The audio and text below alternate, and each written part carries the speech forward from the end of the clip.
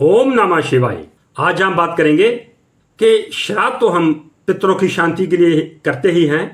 इसके अलावा पितृपक्ष में हमें क्या क्या करना चाहिए जिससे पितरों की आत्मा को शांति मिले और वो आपको भरपूर आशीर्वाद दे के जाए। पितृपक्ष में पुराने कपड़े दान में कभी नहीं देने चाहिए। इससे पितर नाराज हो सकते हैं, क्योंकि जब आप पितृपक्ष में कोई दान पुण्य करते हैं तो आपसे दान पुण्य लेने वाला व्यक्ति आपके पितरों की आत्मा हो सकती है। इसलिए आए हुए मेहमानों को, मेरा कहने का मतलब पितरों को, कभी पुराने वस्त्र नहीं देने चाहिए। अगर आप वस्त्र दान में देना चाहते हैं तो नए कपड़े ही दान में दीजिए। पितृपक्ष में पितरों को ताज़ा भोजन बना के ही खिलाना चाहिए, क्योंकि इससे पितर खुश होते हैं। बासी भोजन अगर पितरों को खिलाया जाएगा तो पितर इससे नाराज हो सकते हैं। हम अपनी तरफ ही देख लीजिए कि अगर हमको कोई बासी भोजन खिलाएगा तो हम उसके लिए कितने खुश होंगे। तो हम उसके लिए कैसे खुश हो सकते हैं? अगर कोई अच्छा ताज़ा भोजन प्यार से खिलाएगा तो हम उसके लिए सब कुछ करने के लिए तैयार होते हैं और उसके प्रति सकारात्मक भावना रखेंगे। जैसे मैंने पहले की वीडियो में बताया था कि पितृपक्ष में अपने घर के मंदिर में एक ऐसा स्थान बनाइए यहाँ पितरों का आसन कह सकें। आप पितरों को इन 15 दिनों में वहाँ बैठने के लिए प्रार्थना करें और उनकी पूजा कीजिए।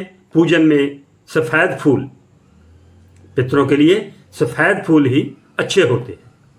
सफ़ेद फूल उनको अर्पित करके उनसे अपने वंश की खुशहाली के लिए प्रार्थना करें। पितृपक्ष में कभी भी कर्ज लेकर श्राद्ध नहीं करना चाहिए। जैसे मैंने आपको पहले भी एक वीडियो में बताया था कि भगवान राम और सीता जी ने गया जी जाकर राजा दशरथ का श्राद्ध किया था और वहाँ भगवान राम श्राद्ध के लिए कुछ सामान लेने के लिए गए थे और पीछे सीता माता जी रह गए थे।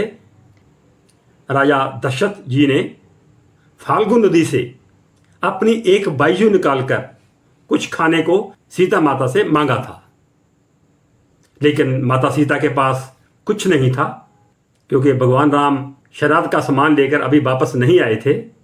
समय निकलता जा रहा था, तो इसलिए माता सीता ने अपने पास खाने की वस्तु कुछ ना होने के कारण उनको रेत का पिंड अर्पित किया था और राजा दशरथ ने रेत के पिंड को स्वीकार किया था। तो इसके लिए आप श्राद्ध अपनी समर्था अनुसार करें, कभी भी कर्ज लेकर श्राद्ध मत करें। श्राद्ध में कभी तिल का तेल, सरसों का तेल या कोई भी तेल है, इसका दान वर्जित है। जैसे मैंने पहले बताया है कि पितृपक्ष में आप नए वस्त्रों का दान कर सकते हैं, पुराने वस्त्रों का दान कभी नहीं करना चाहिए। और जब आपने नए कपड़े दान करने हैं तो उसमें काला वस्त्र नहीं होना चाहिए। पितर काले वस्त्रों को स्वीकार नहीं करते। पितृपक्ष में आप अपने घर के मंदिर में बैठ जाएं जहां आपने अपने पितरों के लिए आसन बिछाया है। तो पितरों को अपने मन में ये बात रखते हुए कि पितर यहाँ बैठे हैं, उनको गीता का पाठ रोजाना सुनाएं। ये पितरों की शांति के लिए बहुत ही रामबाण है। और जब घर के मंदिर में पितरों का आप पूजन कर रहे हैं तो उनको अपने जो भी धूप दीप दिखाना है वो दक्षिण की ओर मुख करके करें। घर में पितरों की जो घर के मंदिर में पूजा की जाती है वो दक्षिण मुख होके की जाती है। इससे पितर आपकी प्रार्थना को स्वीकार करेंगे।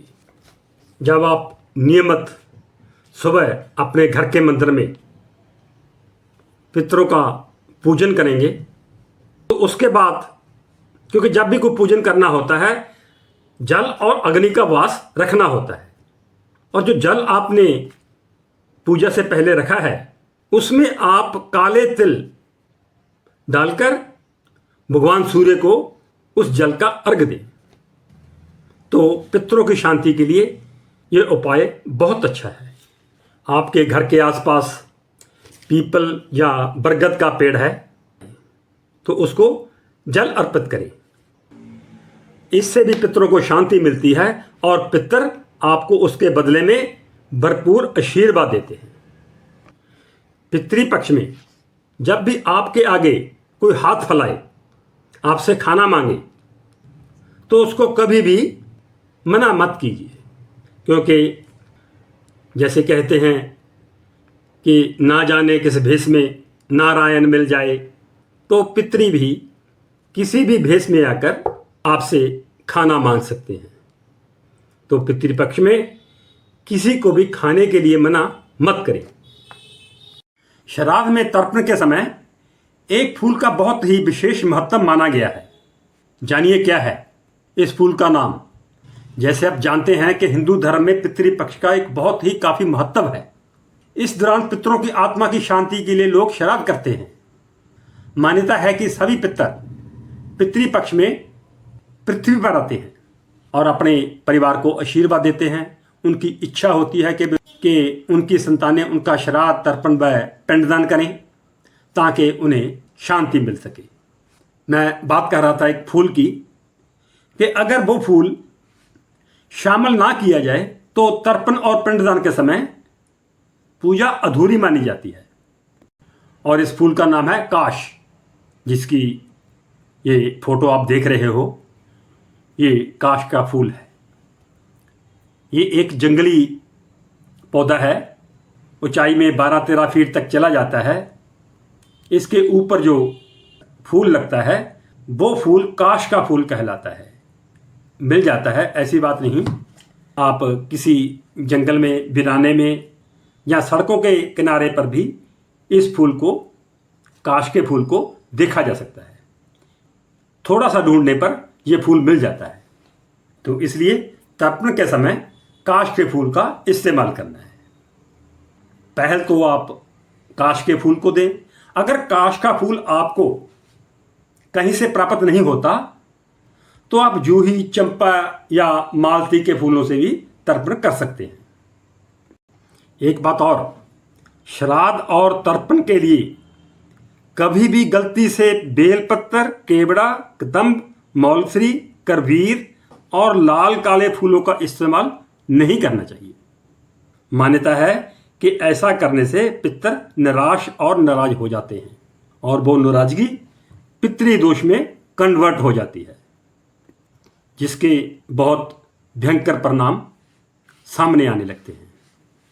इसलिए इन चीज़ों का कृपया ख्याल रखें। और आज की इस जानकारी के साथ ओम नमः शिवाय।